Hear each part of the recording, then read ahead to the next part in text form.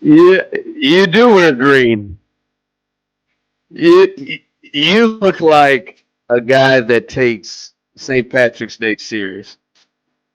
You look Uh, like you. No, it wasn't I'm, an accident. I'm then a little hot again. I don't know what the deal is right out of the gate here. You do seem like you wear. I'm just saying. I look at you. I feel like you knew you had to wear green today. You seem like a green. Like you respect the rules of St. Patrick's Day. I have on some green pants. Um, and don't pinch me. Seriously, like I swear, if anybody pinches me, like I'll take it up more notches that I'm really upset. First thing we need to address, like I feel like we got to figure something out, Steve. Clearly, we're veterans in this game. If you're here every night, Sunday through Thursday, I promise you, I'm not going to keep telling you this. Okay, uh, but this is the nightly fix, and we're missing Big O, aka Osita. Well, I guess it would be Osita, aka Big O, because his name is Osita. He's decided to skip the second night of the show. I just had things going on. I'm sure I will at some point have things going on, which might be a problem because I'm really producing most of this stuff. So I'm going to have to teach somebody else how to do some of the inner workings behind the scenes. Because Yeah, there you might be a don't. night sooner or later where I got something going on. I just can't be available at 10 p.m. Osita just already had something planned before we had decided that March 16th was going to be our launch day. Well, clearly, of the three of us, the biggest of the breaks is for him on this. Clearly, this is his debut of content. I mean, yeah, he's got a history of some things, but not in this field. And he is dumping us. Let me get this right for Charlie Crockett. You got him? Like, I would even feel better. He is at the Houston Rodeo tonight. And tomorrow is Post Malone. Not gonna fight you too much for that. Charlie Crockett. You got him? I don't know Charlie Crockett, but just by looking it up, it seems a little country maybe, but if he's got a little bit more of like a folky tone to him, I'd probably be a fan.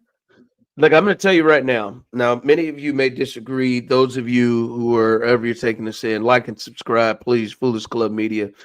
Those of you who are on YouTube, we'll get to your comments as we can. I need somebody to probably help me on that focus. We'll get to that, but I come to it with the thought and the belief that Charlie Crockett is not good enough to skip your second, your night two of the show. This is the opening week of the show. Post Malone, I may be able to accept. Now, I wouldn't do it, but I'm a leader. But Charlie Crockett, that is, I just, for those who are listening, if you could please respond to me, is Charlie Crockett good enough to skip night two of the opening week of the show? For me, So I wonder. Osita claims he'll be back tomorrow, but just Post Malone feels different. Chuck and Crockett, we knew about this ahead of time. It's not like he told us at 4 p.m. like, "Hey, I got to go to Charlie Crockett tonight. Not going to be available I want to be tonight." clear. I didn't believe him. I thought he was kidding.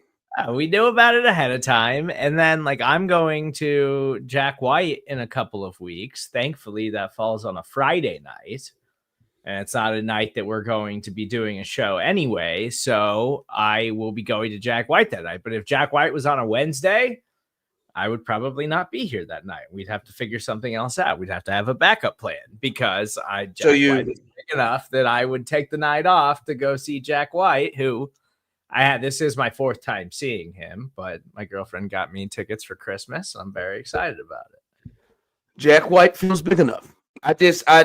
Maybe. I mean, I've at least heard of Jack.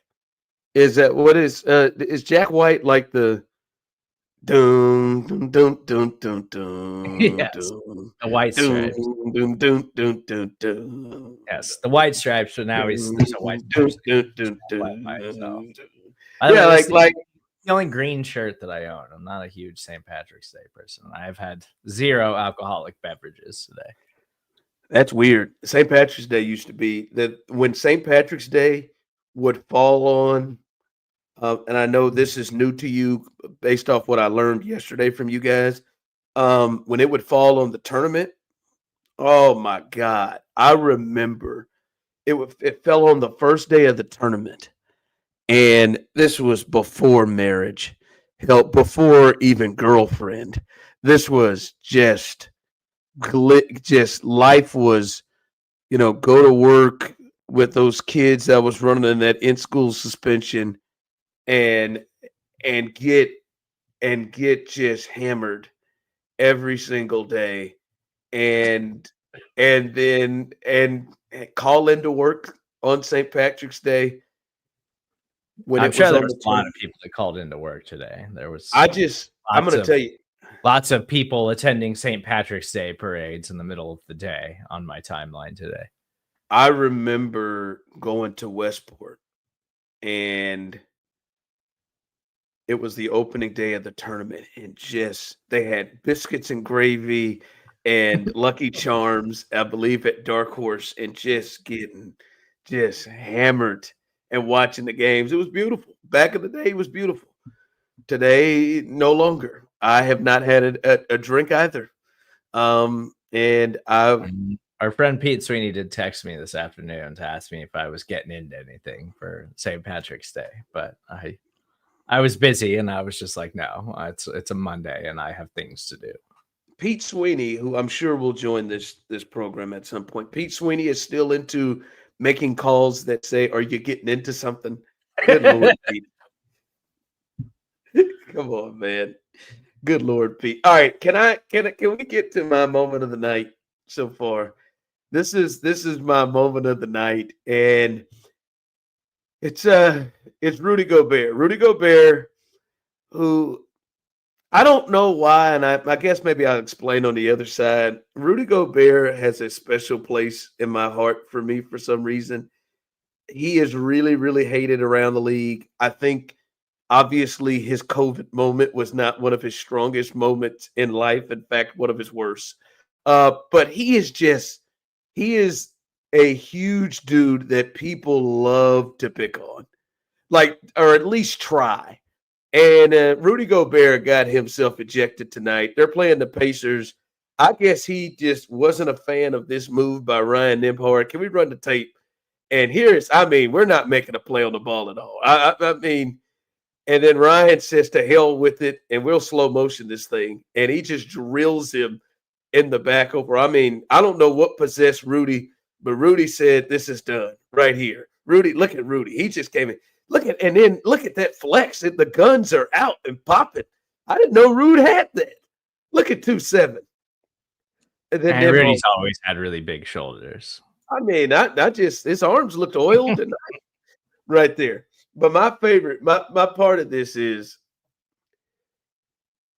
I think in many people's minds, Serda, that people have belief in their minds that didn't happen in the 90s, that instead those two would have squared off and fought right then and there in Jordan's years. But no, that's exactly how it would have happened then. Rudy would have done exactly what Charles Oakley did. He would have thrown at him and somebody to thrown the ball at him. It would have gone just like that. Because people will say this league is soft, and Rudy might be one of the number one guys in the league that people call soft. And look what Rudy did. Rudy stepped in and did exactly what would have happened with those bad Knicks teams that had football players and with everybody else. And I am proud of Rudy for saying, we ain't soft. You ain't going to just hit a guy up in the neck area on my team. Nope. I am going to stick you, shoulder check you, and I'll get ejected, and I don't give a damn. I am happy for it, Rudy. And again, I know Rudy has got to be one of the top 5 most hated players in the NBA, but I don't know why. Yeah, I thought that's why people didn't like Rudy, because he takes cheap shots like that. No, I think a lot of it has to do with his COVID thing. When COVID hit, I think that's why people in the media don't like him, because that was immature as hell, and that was stupid. I think Donovan Mitchell, especially, who on his team got COVID and then ended the NBA for months. I think there are a lot of people in the league that did that. I don't think it's cheap shots. I just think people just view him as big and soft. I thought Karl Anthony Towns was like the big soft guy. I think I thought Rudy Gobert was more like cheap shots. Like people just don't like him because they don't like how he plays, because he's just that kind of guy. I think they are viewed as the same. I think they are viewed as the same, as both big, weak guys that Draymond Green specifically likes to punk. And they were on the same team together. That was the part, is they were both on the same team. Because I remember Jimmy Butler, that famous practice where Jimmy Butler just punked them all. And I don't know if Rudy was there yet. I know Cat definitely was. And just punked them all, and they just view him as that. I don't think Rudy is soft, and I think Rudy made a mistake. I think it was a really dumb thing he did with the COVID thing. But I'm like, hey, I don't know that I'm a fan of Rudy. I just feel bad that he is so hated, and I got a special place in my heart. So Rudy, good for you, big Rudy. Lay him out. Say somebody, try me. Try me again, Rudy. I don't have a special place for him in my heart. I know you don't. Towards him whatsoever. And the COVID thing still did rub me the wrong way. We basically can point to the Rudy Gobert incident at that podium as the moment that the sport shut down. And then that was when everybody was like, oh, we're going to take COVID seriously now. And I don't know. Shut down sports across the country. I don't know if that is the case, that he is the reason that it was taken serious. If so, good. He sacrificed being hated to be able to be that guy, Steve. He sacrificed it. He sacrificed being hated to be that guy. So, hey, I think Rudy did what he needed to do. Now, people get off Rudy's ass. And what we need to do is get on Osita's ass. So night 2 of the show, we don't have a heat check. No. But I in all fairness, I still have to make like production for it. I was gonna do it today, but I didn't get around to it. So no. Well, now you're just out of it. Well, but I was going to do it, and then I knew he wasn't going to be here tonight. So I was like, okay, I'll just put it top of the priority list tomorrow, because I knew we were going to have one. So I was like, I can just skip it today and try to work out some other things. Of course. Yeah, that makes sense. Yeah. That makes sense. Yeah. You see my man Mahomes with that new haircut my man rolled through? Yeah, he looks good. He looks like a grown up. You think that's what he's rolling with? Do you think he comes back when the season starts? Does he go back, or do you think? Because I remember watching the quarterback series. It seemed like Mahomes was waiting to get out of this. It did seem like that Mahomes was waiting to. I don't know if it was all right when we lose the Super Bowl. That's when we don't make a Super Bowl. When we don't win a championship, that's when I will change my style. I don't know. I saw him at the current game, and he had that, and it was fresh, man. I know he got a cut a little bit ago. It was fresh, and I like it. I hope it's time to step up. What is he? Is he going to be 30 when the season starts? I know he's got to be close to 30. Yeah, he's gonna be 30 in the season start. It's time to take the next era, take the next step. And I'll be honest with you. Now I know some of you out there might call me a homer. I call it how I see it. I think he is about to work over the league. I think he is about to absolutely work over the league. I think this haircut is just one of them. I think finally he gets to let his hair down. But I think this is the first time and I think it's necessary, Serda, because I do think if this season does not end with him, either winning another championship or end with him like in the MVP race, or if not winning it. Actually, I will even put it at that, Serda. If this season does not end with Mahomes winning the MVP or winning a Super Bowl, I think this will be the first time since, 6-7 years, maybe, if it's that long, 5, 6, 7 years, that anyone has believed he wasn't the best quarterback in football. Since whenever Tom Brady relinquished that, maybe it was Aaron when he was having those great years in Green Bay before he became whoever he is now. But I think if he doesn't do one of those two things, Serda, the feel will be, it's not just a separation anymore that he's the best. Like I think it's somebody. Look at that. Look at that. That is. I like that jacket. That looks like somebody. He does look older, doesn't he? That looks like somebody's about to tear up the league. Look at that. Look at that. I'm just saying, but I think stepping into the adult phase of his career. He's no longer the young quarterback taking the league by storm. Now he's the seasoned vet who is transitioning into the adult portion of his career, and he's going to go on another run.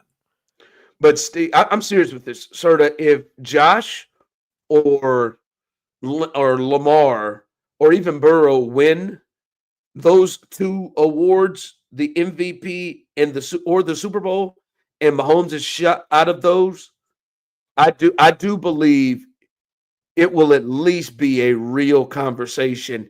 And I think there are some people who will not just designate him as being the best quarterback. I still think that is what most people will say is not silly people, but I still think most people say, yeah, Patrick Mahomes is the best quarterback in football. But he's got to come back and do, what he's been capable of doing. And hopefully, for Chiefs fans' sake, he's able to, and the league, hell, you should want to see the greatness.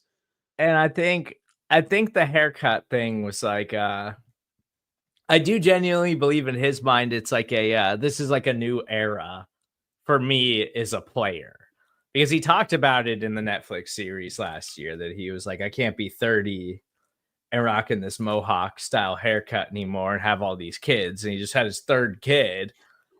And so now he finally decided to do it. It took another Super Bowl loss for him to commit to it and be like, okay, it's time to move on from the hairstyle. But this marks a turning point in Patrick Mahomes' career, and he's going to go win another MVP next season. Now with Rashee Rice, Xavier Worthy, Hollywood Brown back for another season, the Chiefs' offense is finally going to take off again. And it's going to be personnel-wise in part, but also because of Patrick Mahomes' haircut. Stop leaning on the haircut. Like I just like chill on it. But it is a great look. He does you know what he looks like? He looks like a even lighter skinned version of Will Smith. I don't know if that's what he's going for. He is given Fresh Prince of Bel-Air vibes right now. Like not it's that kind of face. It's that kind of face. And the glasses and the goatee. Like I'm talking about when Will was and they were in the college and he was banging Tyra Banks. Like those years, like not the you better keep my wife's name out your fucking mouth. Not that Will, but the Will the Will that was banging Tyra Banks on Fresh Prince. That's where he appears to be right now. But no, I'm serious. Like I I think the way that he played throughout the year, right, Steve? I don't know what he finished. Maybe I'll look that up as we're talking. I don't know what he actually finished in the MVP, but there was. I don't think he was on the ballot. I don't think he was. I don't think he received votes. That's not true, Steve. I bet you he was still top 10. I don't know. No, he was sixth. He was sixth. Okay. He was sixth. He actually finished higher than he did last year. He was sixth in the MVP race, seventh last year. So somehow he finished. Well, his stretch, his down the stretch was the only time it felt like he was MVP worthy. But last year, honest to God, from the start, I don't know that whenever we were really, really had the meat of games going, I don't think Pat was ever considered an MVP candidate. Even I guess when he didn't throw an interception for 2 months, people weren't seriously talking about him as an MVP candidate. Actually, I guess that's not true. I think not because of the greatness of his play. I think it was all right. The Chiefs are 5-0. They're 6-0. They're 7-0. They're 8-0. They're 9-0. Like if they were to run the table, Steve, I think he may have been a legit. Like if they had gone 17-0 when it was 8-0, 9-0, and there was a wonder if that, then maybe he's top 3 or something like that, or maybe even wins it. But I don't know. I just never thought that. And then his performance in the Super Bowl, again, I think it was different than the Tampa one. And I think the feel, even in this game, is different than the Tampa one. I don't think people are viewing this as much of Mike Rimmer sucked. Or who else was on that? Like, I feel bad because I can never think of the other 4 linemen that were on that team that was in that Super Bowl. I've just always pushed all the blame to Mike Zimmer's. Who was the center? Like, obviously, like who else was playing? I can never think of the other. Reddy was on that team. Yeah, but was he starting? Who was starting in the Super Bowl? Nick what? I don't remember. I have to go and look at the game log. I know it. I should know it off the top of my head, honestly. I think you should know another lineman. I'm dead ass serious. I can't, because Trey Smith and Creed obviously weren't there yet. They were in college. They were drafted out of that year. I mean, it is completely, that was COVID. That was crazy times. Those of you here on YouTube, who were if you can remember, who were the other Chiefs offensive linemen on that team? But I mean, Mike Rimmers is the only person that I continually give blame towards.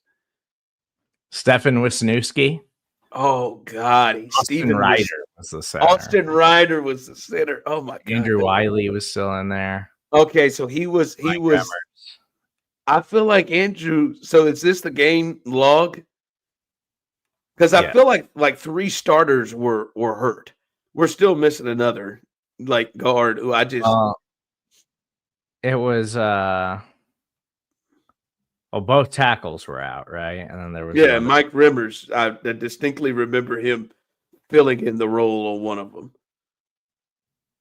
Yeah, that was rough. Kelechi Osemele was on that team.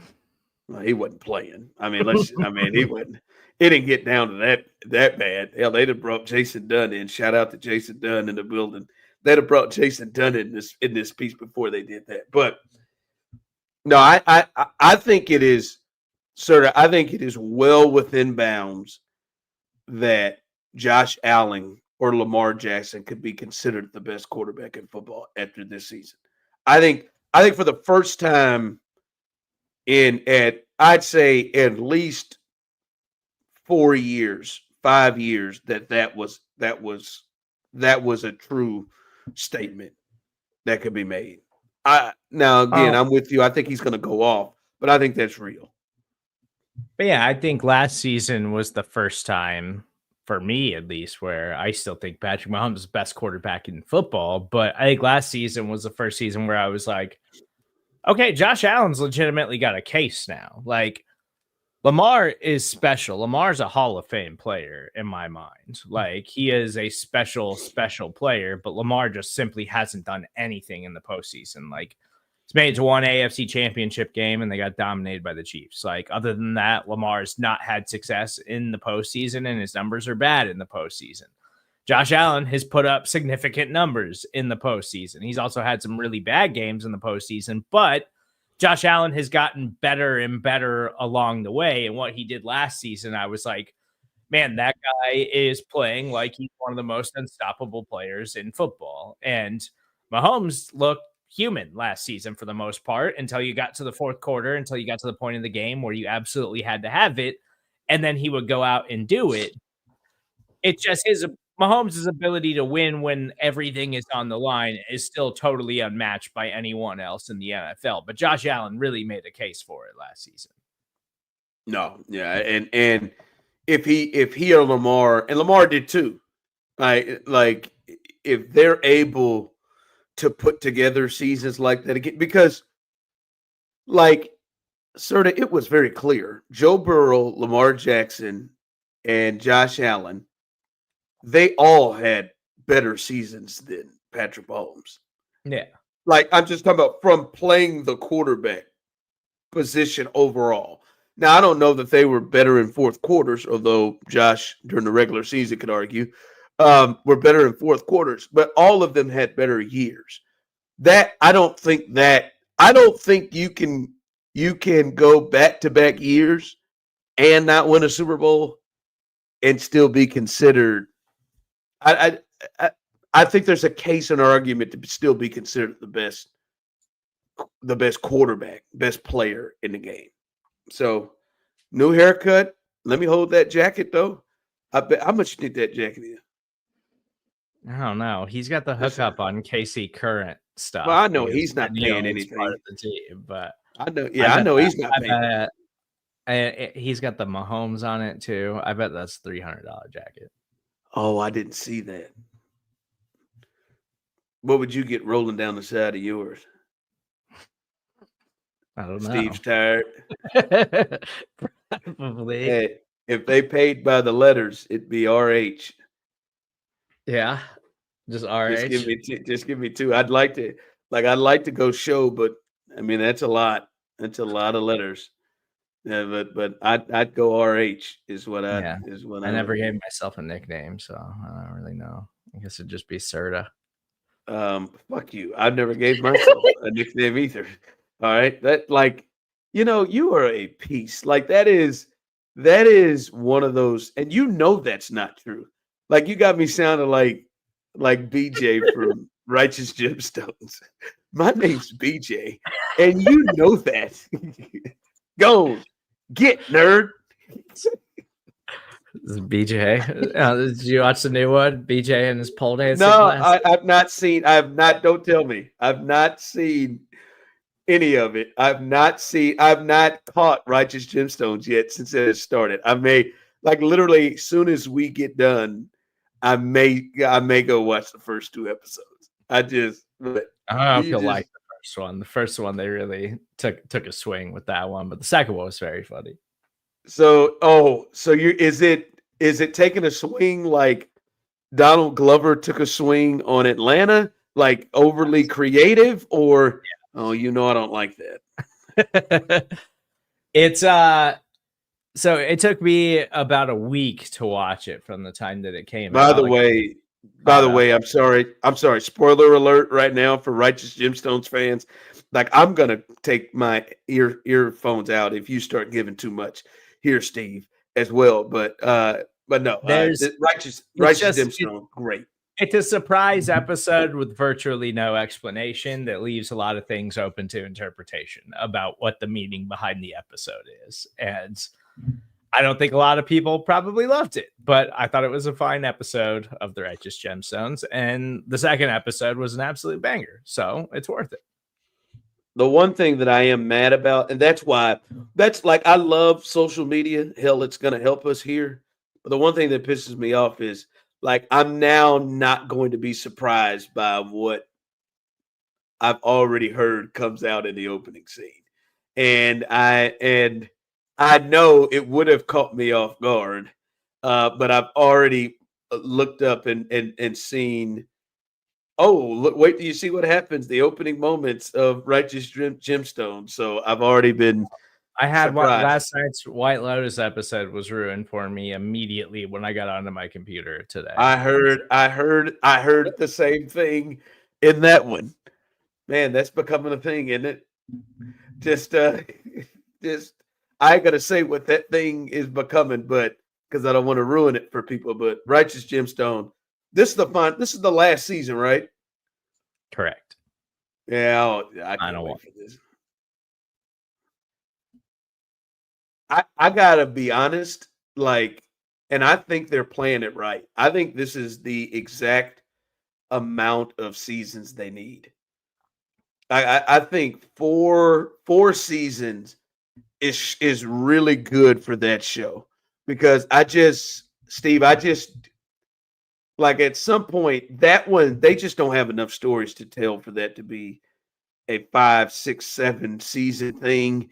And I think the storylines would just get absolutely crazy if they Well, kept going. And they've already gotten crazy.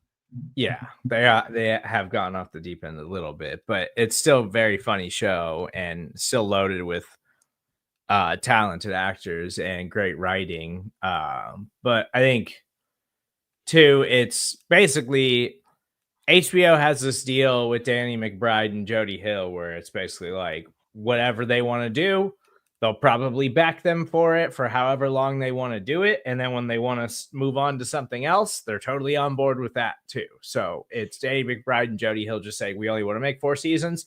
Then we're going to move on to our next project. And it might be Who's something with who's Jody Hill? who's Jody Hill?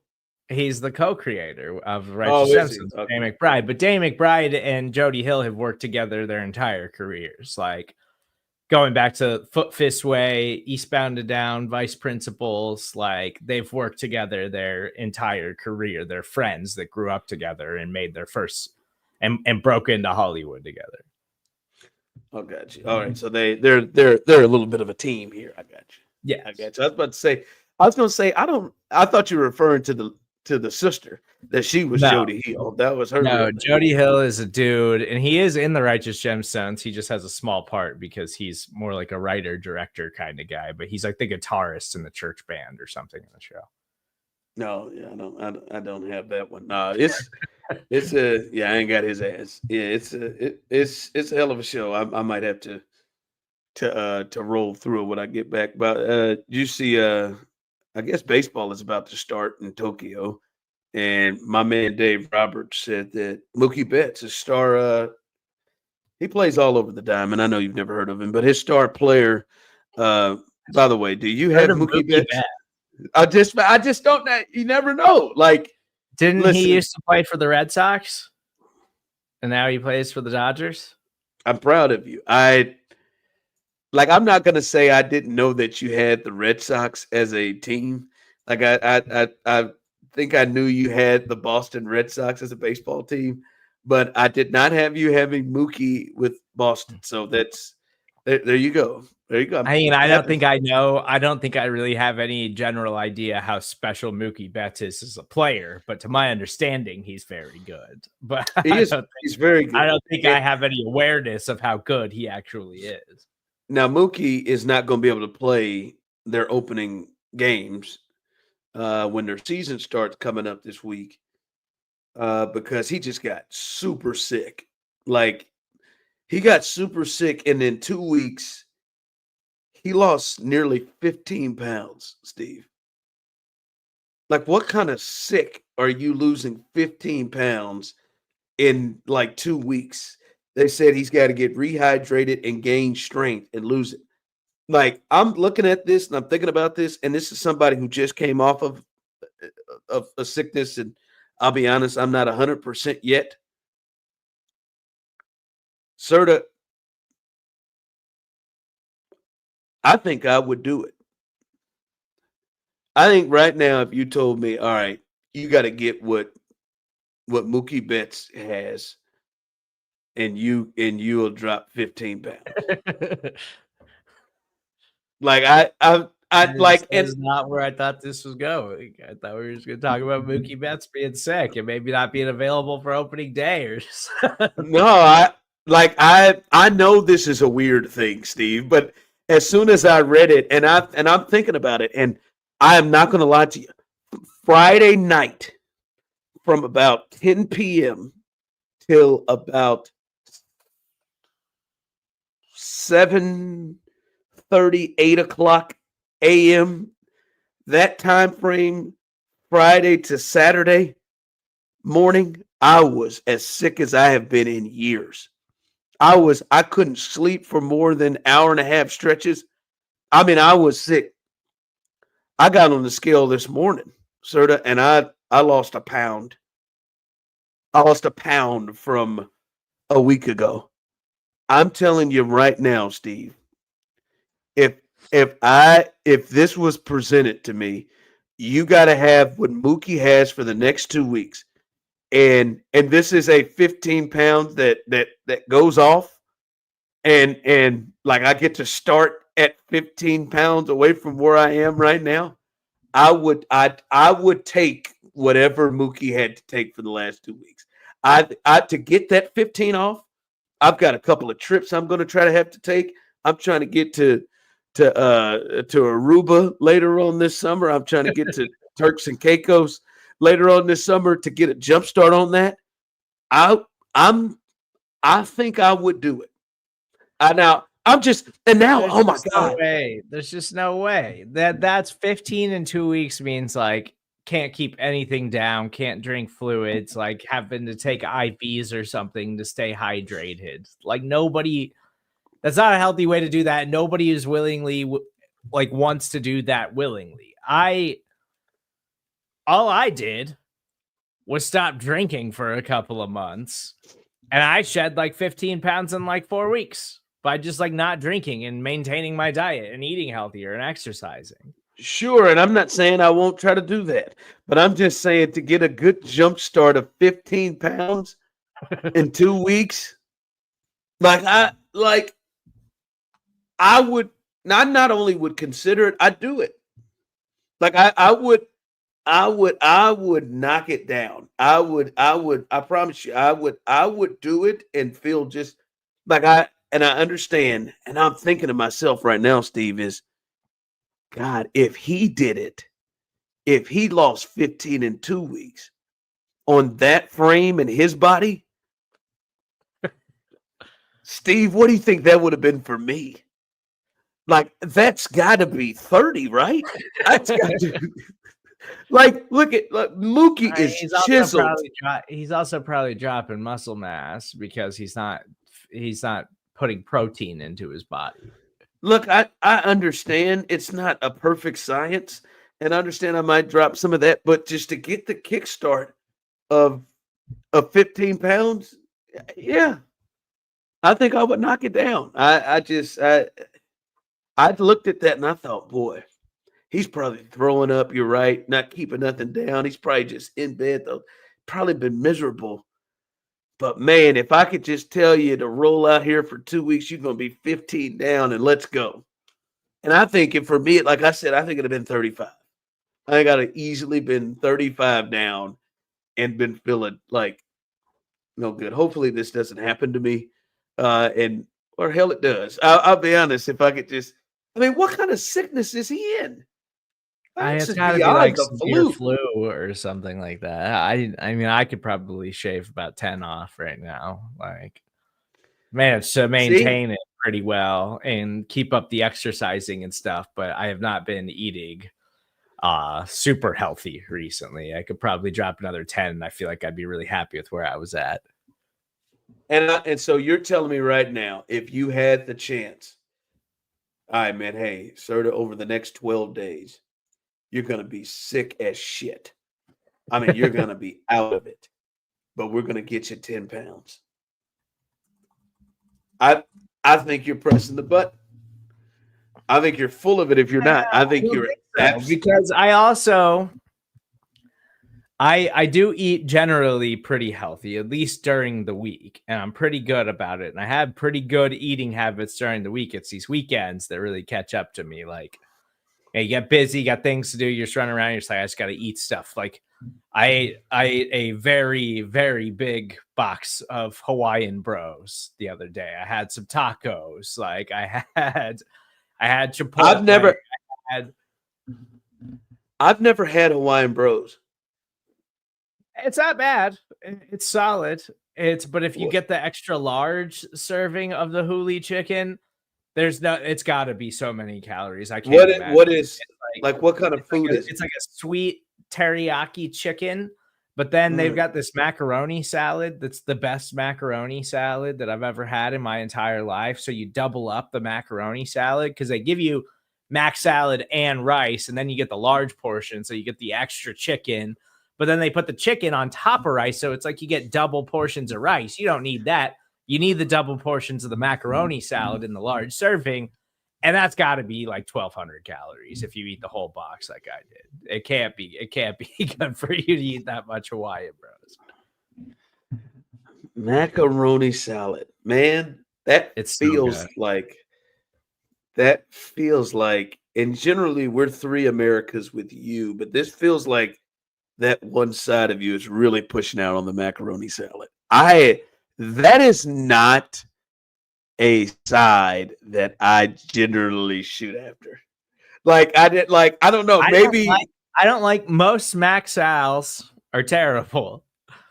Hawaiian Bros, they've got the secret. It's so good.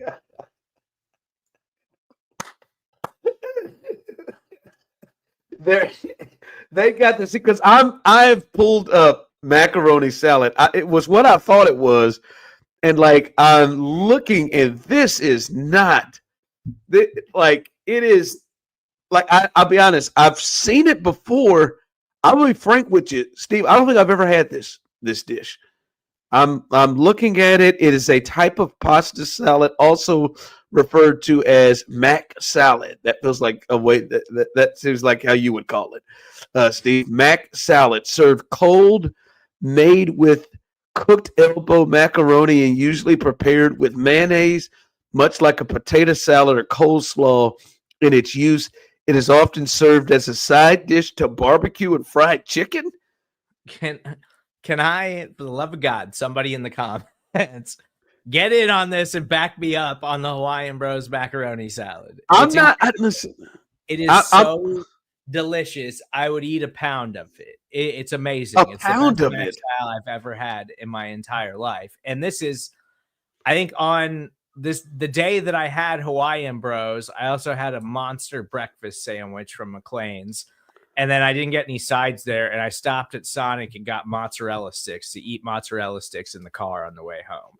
I had had a late night the night before. Yeah, you really set the hell with it, man. Did you? Good God. Then had Hawaiian Bros and doubled down on it. I don't want to talk about it. I probably ate 4,000 calories that day. Good God, man. I stopped and I didn't have a side, so the side that I came up with was Sonic's mac cheese sticks or mozzarella sticks. I got the large cheese stick too. It's like 8 mozzarella sticks. It's so many mozzarella sticks. All right, I'm gonna. Did you say Hawaiian Bros? I'm gonna see if I can get a photo of Hawaiian Bros mac and cheese. I'm sorry, mac salad to see if this is a better. I mean, there is a different spin on it than this other stuff I was looking at, because this other stuff got chunks of cheese in it and shit. That don't look good. That didn't look good at all. This looks better, but I am sorry. That is something that I have never considered. It's delicious. Never. Next time you're here, I'll go to Hawaiian Bros with you. There's one down the street. Takes 5 minutes. They even got wraps and stuff now. They're up in their game quite a bit at Hawaiian Bros. Listen, Steve, I cannot promise you that I am going to eat that macaroni salad. I mean, And I want to be. I know when you're here, I know that you do a radio show in the building that we used to work at. I will show up with a large side of Hawaiian Bros macaroni salad. Listen, I'm not telling you that I would not eat Hawaiian Bros. I'm just telling you I don't know that that is the item that I am looking to attack at it. I just You'll get like it. You'll get it when you try it. no, I don't want to. I don't want to get it. Like yeah, they got it right here, 425. Huh? That's yeah, I can't deal with it. I don't think that's my thing. All right, maybe for you all, I'm glad nobody. I don't think anybody's going with you on that. Nobody nobody's going to go with you on the Unbelievable. the old. It's just it's this You guys is all had it. no. Don't try to force this upon you guys. Have all had it. It is not. It is not. It's clearly. They've had it. Everybody's had the Hughley chicken with the large mac sal from Hawaiian Bros. It's easy. It takes 5 minutes. Hawaiian Bros is the fastest place in the world. It's how Chipotle used to be. Yes, Chipotle has slowed down. Now I think what was the first dish you said? The chicken dish? It's like the Hughley chicken. The Hughley chicken. I bet you. It's also solid. I think a lot of Hawaiian people. Bros is a good option because it doesn't make me feel gross afterwards. I can eat a bunch of it and not necessarily feel disgusting the way I would after eating like Five Guys or Chipotle or something. I don't know what you described that you ate the other day. That like I don't like that probably makes you feel. That probably should make you feel disgusting. I did want to touch. I had a theory about something that I wonder how people felt about. You see, because a lot of other teams, the Jets are going to probably have to look into this. The Chiefs are going to have to look into this as Derek Stingley Jr. set the new market for quarterbacks. He got a 3-year extension. I think all of them came out in the same draft. Right? They're all in the first round. Stingley, Gardner, and then obviously Trent McDuffie. All of them have been all pros. I think Trent and Gardner have been multiple time all pros. And they're all going to get paid. And Derek Stingley deserves it the last year and a half. You could argue, I think Patrick Surtain, who is the defensive player of the year, is at the top, but I think there's an argument that could be had over the last year and a half that he has been as good as anybody in the National Football League in the cornerback position. I think Trent McDuffie at times, especially when you're talking about the slot, is in that range and in that conversation. But he got $90 million and well deserved. And you know as much as I do, Steve, that the league at times can kind of find they try to hunt in ways in how they can save money and how they can do things. And I wonder if the league will view the cornerback position differently in terms of how much they want to pay it. Because Serda, he's getting $30 million a year. What are the other positions? And I think he's getting 30. I think Trent McDuffie's probably going to get this or more. I think Gardner's going to get this or more. Like, this is reset. This has now become a position. Yeah, this has now become a position that a player can make 30 million or more. What other positions around the league can you make 30 or more? It's what quarterback, wide receiver, tackle, and edge rusher. Like, do we have offensive tackles making 30? Maybe not 30 yet, but they're gonna get there. Tackles. Yeah, so but none of the tackles, I think pass rushers, right? Pass rushers are included in that, right? Like Chris Jones or obviously Myles Garrett. and Max Crosby. Like we're starting to see that. So pass rushers, quarterbacks, wide receivers, and now corners. When you look at this thing, to me, Serda, I think it is very important to have a great corner. Just like I thought the devaluing of running backs over the past decade was a little crazy, and I think we're walking that back now, the way that we're doing things. But I can see a point where at some point potentially, and sort of you tell me if I'm off on this. I wonder if the league will start to move and say, well, hold on now. If we just take the Texans. Lad McConkey went off for 200 yards passing in their first playoff game. And it wasn't because Derek Stingley didn't do his job or something. Now, he was in some of the coverage on Lad, but it wasn't like crazy. But yeah, but he stays outside. Yeah, and he'll travel sometime. But Lad still went for over 200 yards. Their next playoff game, he was all by all points and grades really good in that game. But Travis Kelce is the one who kicked their ass and they couldn't stop him. Let's go to the Chiefs. The Chiefs in the Super Bowl. They had by far the best corner in the game. Hell, it didn't mean anything. Like that it didn't mean anything. And to me, still, with the way the rules are, there is no corner to me that will consistently shut down a great receiver. Like I think the world of these guys we just talked about, and Derek Stingley. Yeah. Let's put it. But if you said, all right, Derek Stingley, man, I want you to travel with Jamar Chase in a big game. Like I don't think Jamar Chase is going to go for 200. He could. I don't think he's going to go for 200, but I don't think there's a corner that will stop him with the rules and how quarterbacks can get people as good as anybody is. So I do wonder if teams are going to sit there and say to themselves, all right, man, we're giving 50, maybe 60 to our quarterback, and we're giving 30, and teams and offenses can just take those players out of the game.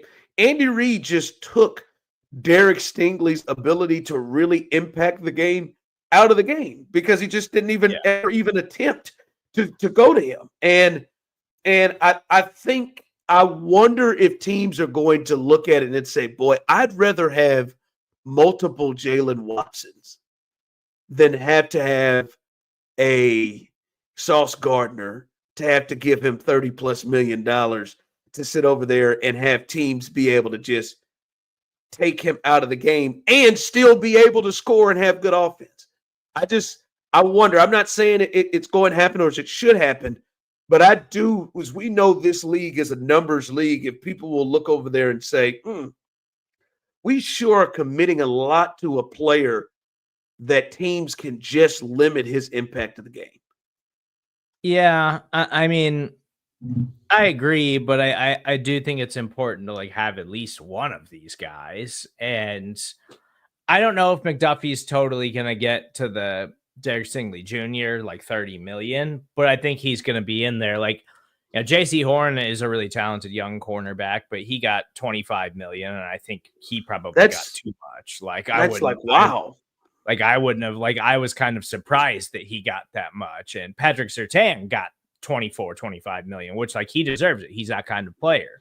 But JC Horn's a good cornerback. He's a talented young player who's had injury problems. So the fact that the Panthers were willing to give him 25 million, it was a little surprising. But like Trent McDuffie, I think his versatility and his uniqueness as a player to this defense, to the Kansas City Chiefs defense, I think that is important. I think you have to be willing to give him that kind of money. And it also has to do with the salary cap consistently going up year after year now. And went up a bunch again this year. So it gives you a little bit more breathing room. We're seeing teams get smarter at how they're building these contracts to move money around. The Philadelphia Eagles being the best at it in the league, and the Chiefs have done a pretty good job of it. A lot of it has to do with the fact that Patrick Mahomes has given them all this flexibility with his long-term contract that they're going to have to rework. Probably 2026 is when they're actually going to like rip that deal up and actually give him some kind of new contract extension. But I think that Trent McDuffie is that type of player. Now, Derek Stingley, who I think is a really, really good player, I don't know if he brings the versatility to that defense that Trent McDuffie brings to the Kansas City Chiefs defense. But the argument for Trent McDuffie not getting paid that much money is going to be, well, he's a slot corner mostly. And now that they brought in Christian Fulton. And Jalen Watson are going to be the outside corners, and McDuffie can be more in the slot and be kind of a rotational piece like he was with the L'Jarius Sneed when he was at his absolute best, then the argument's going to be, well, he's a slot corner. You can't give a slot corner outside corner money. And I don't think that's fair, because then you're just discounting the versatility and the talent of Trent McDuffie, because I think he's one of the best all-around defensive players in all of the NFL. Yeah, I'm not saying that I disagree with that. And I do think, right now in my mind, I think corners are important. But this is a league that is much more, they take numbers and almost analytics into a space that they didn't used to, right? And they'll just say to themselves, all right, yes, man, we got this badass corner out here on the field. And we got him making $30 million sitting over here. And that is taking up a good chunk. Or as you said, like 25, that's taking up a good chunk, especially if you're paying your quarterback. And the thought is, what if I was just paying solid money to that? And I upgraded other spots around my team, because yes, I'd love to have a stud like that. But if I'm paying somebody $30 million, Steve, I'm saying what owners are thinking. If I'm paying somebody $30 million, like, I want them to impact the game a lot. And as we said, we have seen these offensive coaches, and it, Steve, they do it every week. It is not hard to take out a dominant corner. Yeah. And that's why the Chiefs, when they had Sneed and McDuffie, that's what was really devastating. What the Eagles have with these young corners, even last year, like, Darius Slay coming on in the postseason, but really it's Cooper DeJean and Devon Witherspoon, like they're two rookie corners who were high impact players, like right out of the gate, and difference makers in their secondary. And then some of the other defensive pieces finally hitting on that side of the ball. That's when it really makes a difference, is having two guys like that. But you can't afford to carry two elite players for very long that way. And we'll see if Mitchell, like the get in Philly, you're talking about Philly, and Cooper was more of a jack of all trades and not just really a shutdown corner. But Quinn Mitchell, not Devon Witherspoon. Yeah, Witherspoon, Seattle, right? Yeah, Mitchell, like, he was good, especially for a rookie, right? But he wasn't, and they hope maybe he gets that, but he wasn't, Stingley or anything, or Gardner or anything at that point yet. He had ups and downs, but he's gonna be a good player. He's good, going to be good. But that's what I'm saying is, that was good enough. Like, a rookie that's has really good potential, that was good enough to go along with Slay on the other side, who they went ahead and promptly cut loose as soon as the season ended. Right? It's just, they look at the league and they think, all right, those running backs, I don't know if I want to pay or put that much on running backs, because running backs ain't, the impact is great. So we're going to change the way we deal that. And the whole league did it. To me, when you look at it, boy, I'd almost say I'd rather have, like, I'm not saying I would say, I could see the analytics saying, let's just always draft young and talented to go along with a real solid player. Maybe like a Jalen Watson that is there, and a solid player. A Jalen Watson, how much did Fulton cost? He didn't cost a ton. Right? Like players like that.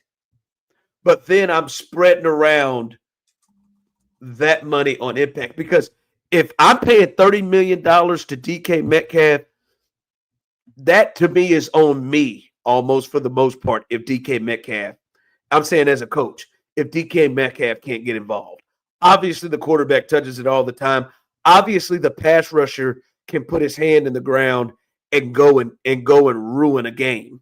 Like even if your double can go and ruin a game, a corner, you could just say, "Oh, all right." You remember what they used to do to Bob Sutton? Oh, you got Marcus Peters over there. We'll run fullbacks out there, and that's who he'll cover. Right. Well, and Christian Fulton got 2 for 20, which is great for the Chiefs. But I do think that cornerback more so than even some other positions, like there are special players like Trent McDuffie, like Derek Stingley, like Sauce Gardner and Jalen Ramsey and Patrick Surtain Jr., like guys like that across the league. But most other cornerbacks are guys that tend to play better when they're in the right situation. Like but they're not the difference making type of players. Like these are the difference makers. And yes, you can avoid them, but then it's like, yeah, when you run into these teams who have more than one guy that are good, then you really see the difference that those guys make when they've got other guys that can make plays on the outside. And that's what the Chiefs had 2 years ago with McDuffie and Snead. And that's what they're hoping to get back to by bringing in Christian Fulton this season. Yeah, I just think in today's game, these quarterbacks, these receivers, and the creativity with these play callers, like they get production, right? Like they're able to get production against a lot of these corners. Again, I hope it doesn't happen because I want these dudes to get money. And I agree with you. I think a big part of, let's say, like a team like the Chiefs and their Super Bowl run was their ability to be able to cover Debo and to be able to cover, Jennings or whoever else, Ayuk or whoever else in that Super Bowl with Snead and both of them. So that's the dream is at that. But again, at that time, Serda, who were the Chiefs paying big money to at the cornerback position? Well, that's why it was so great. They weren't paying big money to anyone. Right. And then once they had to pay big money, which is what the Eagles are doing right now. And it's right. And then good for them. And once they had to pay big money, they cut loose L'Jarius Snead. That's the part. Like, I'm sorry. I cannot believe people around the league sort of will not look and say, man, the Chiefs cornerback situation was in shambles at times, especially when Watson got hurt. And what was their record? 15-1. They were 15-1 in the games that they tried to win. Yeah. But by the way, they didn't have a dominant offense on the other side.